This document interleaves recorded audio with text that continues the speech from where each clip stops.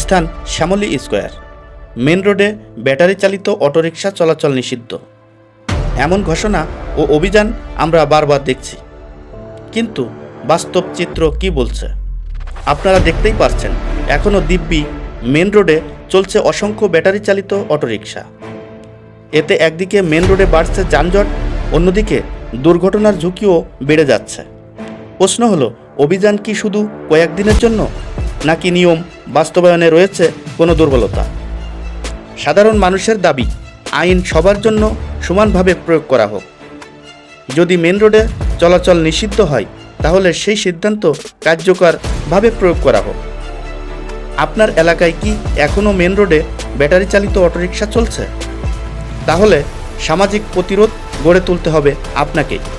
মিঠুল Hossain Mithu, BDC Bangla, Dhaka.